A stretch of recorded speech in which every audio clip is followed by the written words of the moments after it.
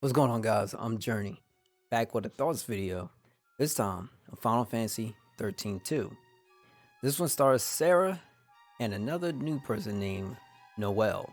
Sarah is Lightner's younger sister, as a lot of y'all probably already know from playing 13. So yeah, now it's time for her to shine. Unfortunately, she don't do much shining.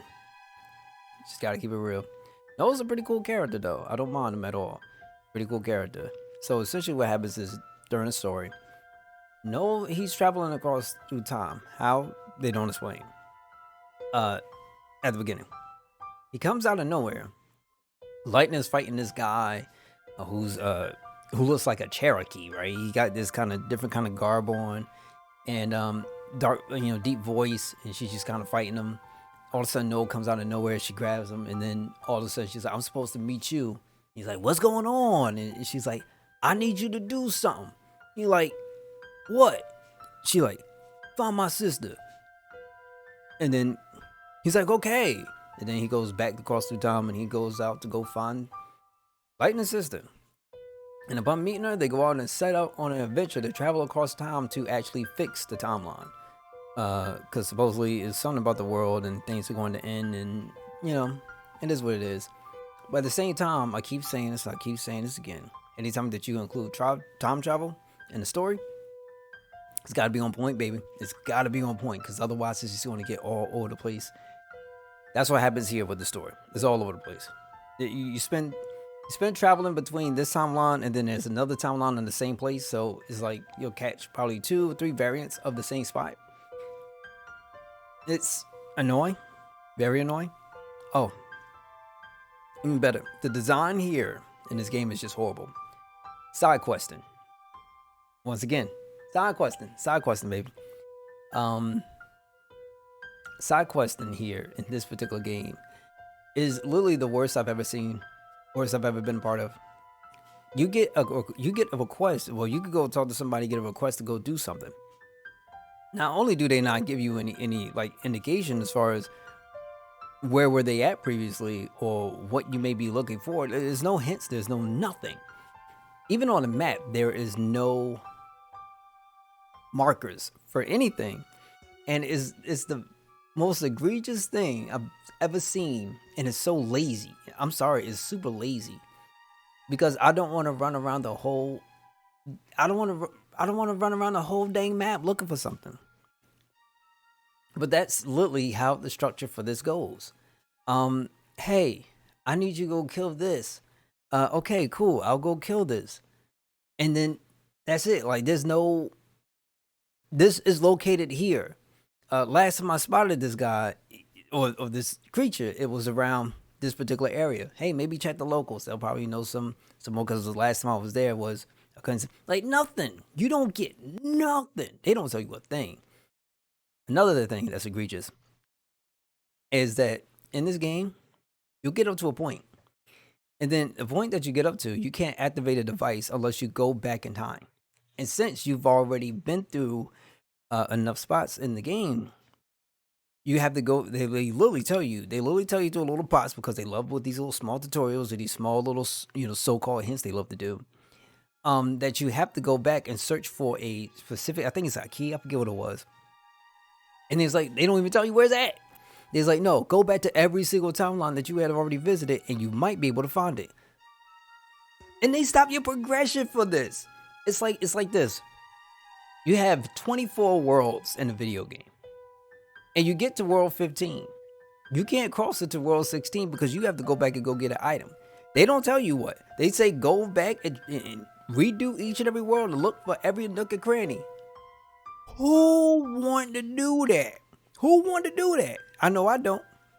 Oh, if you do, hey, God bless you. I don't. That is wild to me. I never seen nothing so lazy in my life. There's a lot of stuff with this series. It's just like, yo, okay, no. So eventually you had to do it because you had to progress through the story in order to do it. And then you have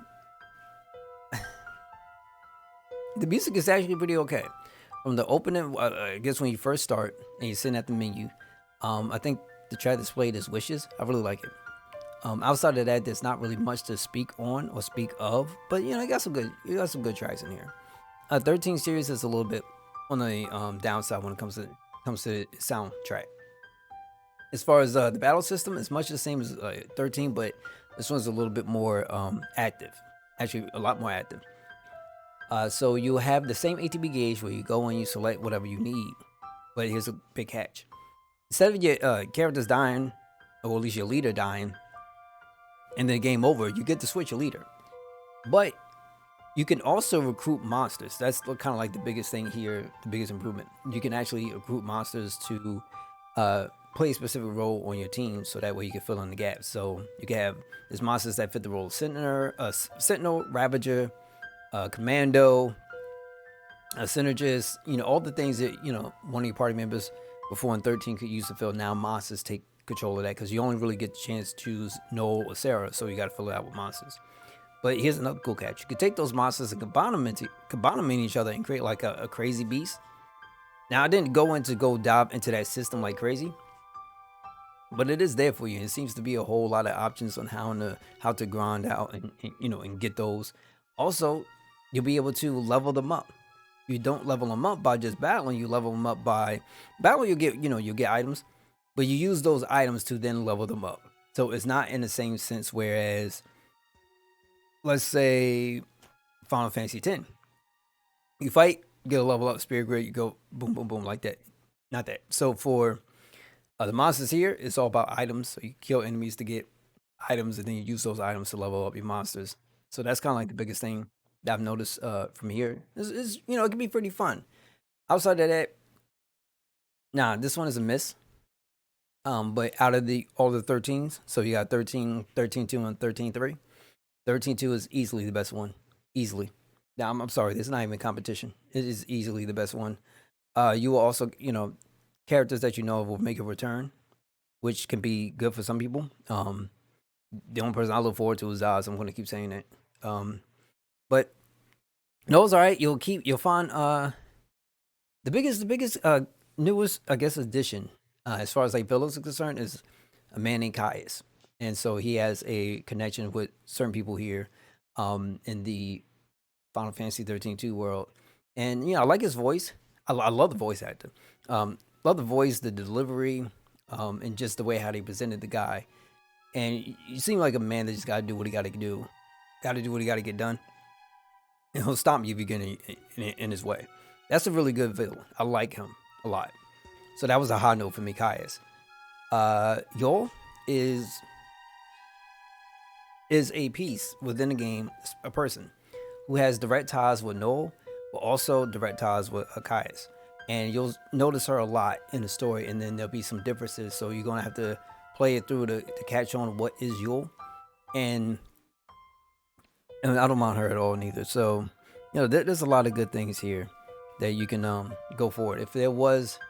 If you could, the hard thing is saying you still have to play 13 to grasp what 13.2 is. And then if you want to finally see what everything happens, then you need that 13.3. Oh man, and it's sad. Sometimes I wish this was like kind of its own game. I think the series would have probably benefited if it was like its own spinoff. Because now you have the Final Fantasy name attached to it. And, there should be some form of expectations, a form of quality, you know what I'm saying, a form of execution. And, all those, to me, miss the mark. This one is kind of up there above the rest, but that's not saying too much. So, yeah, it's much of the same. You can, with Noel, you could be, you could be every single one of the classes that you could get, Ravager, Sentinel, Commando, same thing with Sarah. And as you move along, you level up throughout your Crystallarium, you get more skills, and that's just how it works. There's nothing really special here. So yeah, outside from the side quest that's egregious as I don't know what, and from the main story that's just kind of a little bit lackluster. In the music that it's all right, but it's not really up there. This one is it's pretty okay, but like I said, it is a miss. And if you're going to ask me which one is the best, I'm going to reiterate. 13.2 is the best one out of the 13 series. I want to reiterate this and make sure that that folks understand me. 13-2 out of the 13 series is the best one.